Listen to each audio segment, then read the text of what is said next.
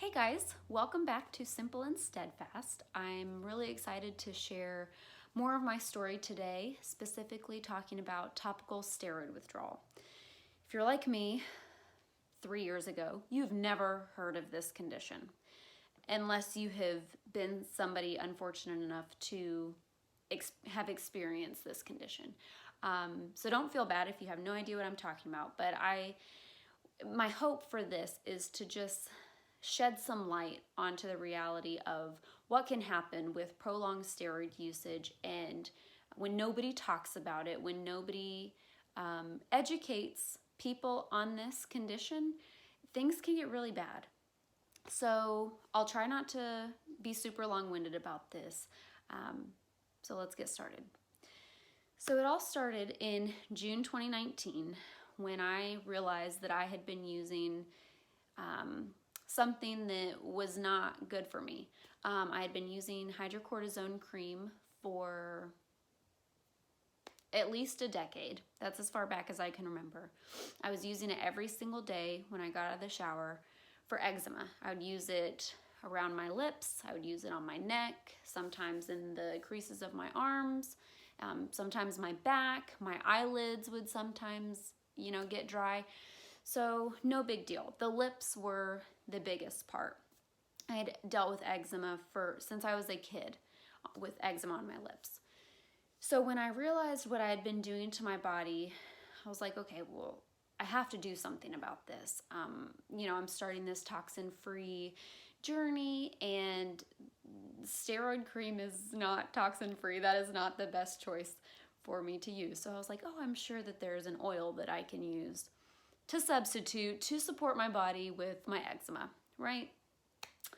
So I started doing a little bit of research. My friend Jenny had shared this blog post of another gal who had gone through steroid withdrawal in a month, and I was like, I got this, right? At the time, I was in grad school, finishing up my third year, getting my doctorate in occupational therapy, and I was like, excuse my dog, she's over there. We have pets, one pet. And so I was trying to time it just right to where it would fall in a break that I had in grad school around Christmas time. So from June to October, I was gradually trying to wean off of the steroid cream. At that point, I could only go a single day without having no symptoms. So if I went like a day or two without showering, aka not using the steroid cream right after I got out of the shower, my lips would get red and a little uncomfortable and just warm. And then if I went a couple more days without using it, they would just start to feel like moist and uncomfortable, and So I gradually tried to start weaning. So I would go a couple days without it and then use the steroid cream until my lips were fine. And then I would do the whole process again, see if I could go 3 days, and then 4 days, and then 5 days was the longest that I was able to go without using the cream during the weaning process. So I did that for June until October. And October 18th is when I totally eliminated hydrocortisone cream out of my life, out of my home, out of my life. It was gone forever. I can be happy about that now. A few years ago, that was not a happy thing for me. So I had gotten my Young Living order for that month, and I had ordered rose ointment, and I, had totally switched over my toiletry products by that point to being all toxin-free, which was a total win. And I'll be referring over here because I actually journaled during this process. I am not a journaler. I would rather write a research paper than sit somewhere and journal. But I'm so glad that I did, because I have a lot of crazy, valuable information that I have captured on here. So if I look over here, that's what I'm looking at. I am present. So at first I was experiencing no symptoms, and I was using the rose ointment on my lips in lieu of the cream. And that was like the first week, and I was like, yes, this is gonna work. awesome. I'm so excited. That lasted for 5 days because that is the longest that I had gone without using the cream up at that point. And let me just give you some context. I was doing my second fieldwork placement or clinical rotation at that point for grad school. So I was working every day and then coming home and doing homework and studying for my board exams and, you know, all that stuff. And so by that day 5, I started experiencing symptoms of the steroid withdrawal. So it started off on my neck and my arms. They got really inflamed and really itchy. And for some reason I was craving beets. Y'all, I think I had had a beet like once ever in a salad at like a restaurant or something. Like I don't eat beets, but I was craving them. I don't know why. They're great for you probably. So it started off with my neck and my arms really inflamed, really swollen. I was having to wear scarves and long sleeves. Thank goodness it was fall and winter because I was able to cover up that stuff for the most part. But then when people saw, they were like, ooh, that doesn't look good. I mean, it was like coming onto my hands so people could see that the red skin syndrome, if you've ever heard that coined term, that's what I was experiencing. And so that was starting to happen. I mean, it was covering my entire arms, my entire neck at that point, all of my hands. And so I did that for about a month where it was doing that. And so that kind of started to go away. And I was like, okay, well, maybe that's it. Okay, no, that wasn't it. So in November of that year, just a month after I started the process, and I had been rubbing shea butter and I had been using various essential oils like frankincense and copaiba and, you know, all of the really great oils. And I had already had really awesome experiences with using oils, and this was not touching it at all. So I was like, if this is not helping, I'm in trouble. So in November, that kind of started to subside, but I actually ended up in the emergency room one night in November because I woke up in the middle of the night to put shea butter on my arms. And I was in so much pain that I actually fainted and I hit my head, and my husband woke up and I was bent over in the fetal position with my head against our ceramic old-time bathtub because I was out. So we went to the emergency room. My face had started swelling at that point in time. To paint you a picture, Harry Potter, Deathly Hallows Part 1. I believe it was Part 1. If you remember Harry, when Harry, Hermione, and Ron were all in the woods and they had to, you know, disguise Harry's face so he was unrecognizable, that's what I looked like. Okay? Not kidding. And you'll see in the pictures. That was not an exaggeration. So my face started swelling. I mean, probably like 3 times the size that it is now.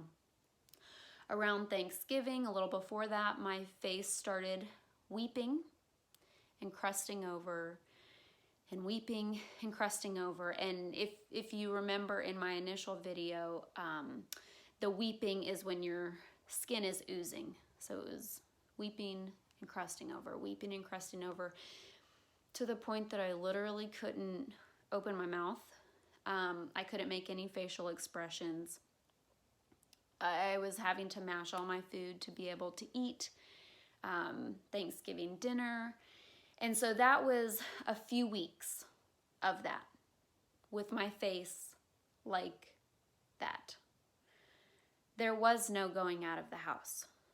There was no pictures for holidays. There was no hanging out with friends from out of town that I have yet to see since then, because I couldn't see them at that point. This point was my breaking point emotionally. I was experiencing major insomnia because of the pain and the discomfort, and my body was just all out of sorts. So I wasn't able to sleep. I was just in so much discomfort. Even when I was so tired and I needed to sleep, I couldn't even lay on my face, and I'm a side sleeper, to go to sleep. Just self-worth, self-esteem tanked. My hormones were all over the place. I was so angry and so emotional. I was crying all the time. And when you're talking about tears on top of an already uncomfortable face, that was not good either. Getting intimate with my husband was out of the question because I just felt so dead inside. That's probably the best picture I can paint for you, like dead. And at that point I was desperate to find any kind of relief. So at this point I was taking Benadryl and Claritin, like maybe this is an allergic reaction to something. No, it wasn't. It was part of the withdrawal process. And I started losing weight because I was having to intake some meals through a straw, but that was for like a couple days. But I still wasn't able to eat as much as I needed to. So it was just bad. And so by this point, I've cut gluten out of my diet to try to see if that was going to help the inflammatory response. It did nothing for that. I was drinking turmeric tea to try to help with the inflammation. Maybe that was helping some, but if it wasn't doing a whole lot. So I did that for about a few weeks. And I kid you not, y'all, I loved my face afterwards. It was beautiful. It was like I had brand new skin. I mean, I lost all my freckles. I had no more blackheads or acne. I had super smooth skin, right? I got so excited when I got my first pimple because that meant that I had enough oil in my pores to get a pimple. That was so fun. It was just crazy. Like my face literally rid itself of like all of my skin. I mean, technically not all of my skin, all of my superficial skin. So that was exciting. And I was like, okay, that's the end of it. Like that has to be, right? No, it was not the end of it. So by week 8, we're about 2 months into this process and my face is finally healing, right? By week 9, my arms started weeping again. And I was experiencing like bumps all over my belly and my legs, and it was all over my arms. So my arms and my legs and my belly all started weeping right around Christmas time. And we actually traveled to Tennessee for a couple weeks for Christmas, and that was miserable for everybody, especially me, but it was miserable for anybody that I was around because there was such a loss of joy for that season. I was asking people not to burn candles or wear perfume around me. There was a dog and a cat in the house, which by the way, I'm allergic to both of those. Not my dog, I'm not allergic to her, but you didn't need to know that. Anyway, it was just a lot. And I was having to wear long sleeves all the time, everywhere, which, I mean, it was winter, but to keep the dried, flaky skin in and to absorb any weeping that was happening on my arms and my belly and my legs. That's bad.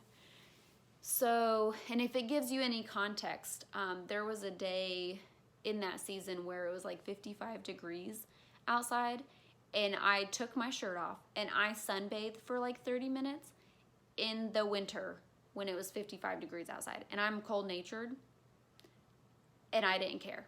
I needed the sun because it felt so good on my skin. So that process took over, and that lasted for, gosh, 3 weeks. Okay, so everything's starting to happen in 3-week cycles. So first it was my arms and my neck, then it was my whole face, now it's my arms and my stomach and my legs, and my skin had never itched so much. It was like I was addicted to something. Like all I thought about was how bad my skin itched, and still experiencing the insomnia, still not able to be comfortable in any kind of clothes, in any position, no matter where I was. It was just bad. So by that time, it was right after Christmas, I decided to get serious about this process, about healing my body. And by this point, I realized it wasn't just going to be the month-long steroid withdrawal process. And by that point, I was telling myself, if I realized it was going to have taken this long, I wouldn't have started it.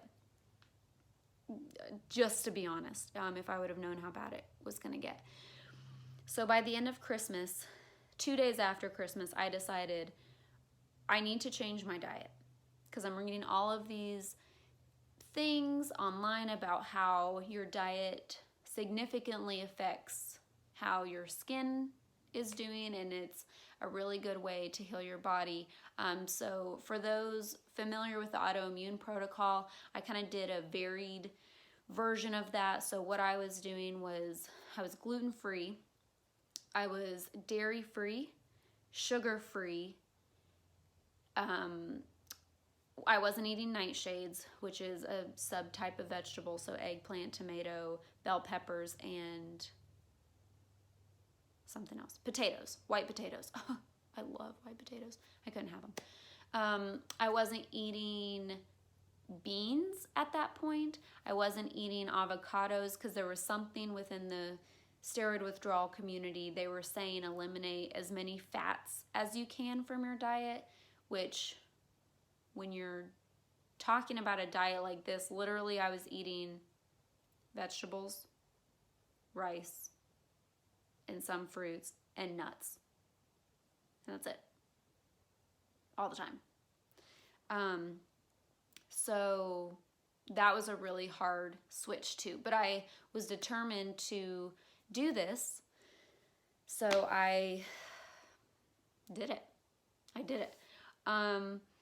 So the beginning of January, I'm starting my doctoral project. So it's the last semester of grad school. And that week that I started, this is when my lips started their process with the withdrawal process. This was the hard part for me. I was in a new place with new people, new environment, new responsibilities, trying to finish up my schooling, trying to be excited that I was almost done, trying to study for boards, and I wasn't healthy. I wasn't well. So my lips started doing the process of weeping, crusting over, weeping some more, crusting over, weeping, crusting some more, to where there was a thick layer of crust, for lack of a better term, that was covering my lips. And anytime that crust would break or come off, it would just keep weeping some more and keep doing that process. And that lasted for an entire month. I'm not kidding. A full 4 weeks. And this was the hardest part, because I had so many people asking me questions. What's wrong with your face? Are you doing okay? Have you tried X, Y, and Z? Does it hurt? Are you uncomfortable? Should you go see a doctor? Why would you stop using the steroid cream if it was working? Stop asking me questions. You guys have no idea. I've done so much research. I've literally tried everything except for ask for a new body. in my journal, I literally called people toxic turds because I was so angry and so fed up with people's questions and having to teach kids gymnastics and them just staring at me like, what is wrong with your face? I had one really sweet little girl say, I have some chapstick in my backpack. Would you like some? Girlfriend, I really appreciate it, but I can't use chapstick right now. That was tough. And so just like Thanksgiving time, I wasn't able to eat hardly anything. There were 15 days of that month that I intook all of my food through a straw with chicken broth, bone broth that I had made, protein smoothies, just any kind of liquid that I could get in because I literally couldn't open my mouth wide enough to eat anything. And every time I would think that this is about to go away, literally the crust would start to peel and I would start to see all this new skin and it would start weeping again that same day. And that happened 3 times. The whole process. So it would weep crust over, stay like that for a few days. Then it would start to peel and go away. And then new skin would start to show and I would start to be able to open my mouth a little bit again. And then it started over. 3 times that happened. And at this point, I am at my breaking point. I'm trying every single thing I can think of. I'm trying quercetin pills, milk thistle. There's this quack, I'm not going to name his name, but he recommended drinking celery juice every day to miraculously heal your body. I literally drank, I think it was 16 ounces of celery juice every morning for a month until it gave me a stomach ulcer because, nerd moment, celery juice is really high in oxalates, which are just little particles in your body, and they can leak out of your stomach. So if you have a leaky gut, like people with eczema typically do, they'll leak out of your gut and can sometimes be toxic, and it can strip the calcium out of your body actually, which is not good when you're already a vegan and not getting the calcium that you're supposed to be getting. So yeah, I tried everything. So after the 4 weeks of that experience, I was 100 pounds. I had lost 25 pounds by that point, and my clothes didn't fit. And people were like, oh, you look great. Have you lost weight? I'm like, yeah, I've lost weight. I feel like I'm almost non-existent, but yeah, sure. Thanks for the compliment. Appreciate ya. And people didn't know, but in that moment, there's nothing that you can say or do to make me feel better about what's happening to myself because I don't even understand what's happening to myself. So anyway, y'all, I have a whole journal listed and it's crazy reading the details. So anyway, so the lips kind of stopped weeping and they were really chapped. I was using water at that point to hydrate my lips. If you've ever tried doing that, you know that it doesn't work, but I was getting by. And I haven't used chapstick for over 2 years now. That's crazy. And I was a chapstick holic.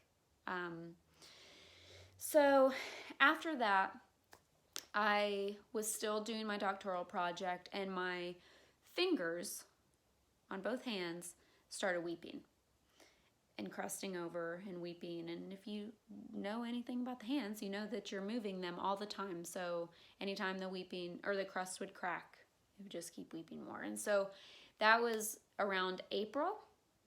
And from that point until about October of 2019, oh gosh, the whole previous year was 2018, by the way.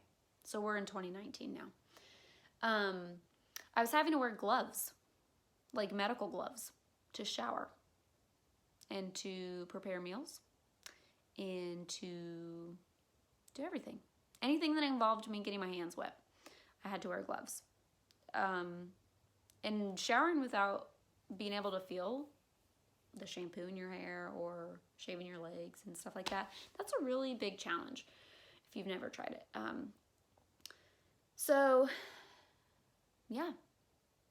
And gradually I started reintroducing meat back into my diet starting in April. So I started with fish, and then I did chicken, and then I did beef, and then pork, and then steak, just to try to get my weight back up. So yeah, that took a lot less time than I thought. And I didn't cry, not too much. All that to say, within that year, I experienced a lot. And I'm still not fully healed, right? So that was October 2019. And by that point, I was pregnant. That's another story for another time. And I still can't put anything on my skin except for one single product. This past summer, I got a really bad migraine, so I tried rubbing some essential oil on my temples, and for 2 weeks, I had swollen temples because I put something new on my skin. This winter, so like a month ago, I was out in the cold at the park with my daughter and a couple friends, and my finger started weeping, and it did that for a couple weeks. So it'd weep, crust over, start to go away, weep, crust over, start to go away. So I'm not fully healed by this, but dang am I better than I was before. I am in a much better place than I used to be. I have a much greater appreciation for my body and its ability to heal itself. And for me to be able to open my mouth like this. I was just telling my husband yesterday, I sometimes just open my mouth because I can. Just because I have the privilege to open my mouth and eat a meal and laugh and make raspberries on my daughter's belly and just live life. So for any TSW warriors out there, my heart goes out to you. I am really lucky in that the bulk of my withdrawal process only lasted about a year. And I have occasional flare-ups, don't get me wrong. But some people are dealing with this for years. Way worse than I have. And I just encourage you to keep going. This is not an easy journey, and nobody else understands what you are going through. Other warriors can kind of get a sense because we all have our own relatable stories, but nobody understands what you're going through. And my heart goes out to you, and God bless you for being courageous and going through this process to better yourself. That's what this is all about. That's why I did this, to heal my body from what I had done to it, to fix the advice that a dermatologist gave me. If your steroid cream works, just keep using it. Anyway, thank you for watching my story. And I promise not all the videos will be this long, but this is the most important one. This is the bulk of my journey. And I'm still trying to overcome this condition. And I encourage you to join me and keep watching this toxin-free journey. This door that has opened up to show me the light with how to treat my body, how to treat my family's health, to take matters into my own hands. Keep watching, because I've got a lot more to share. Thanks so much. Have a good one.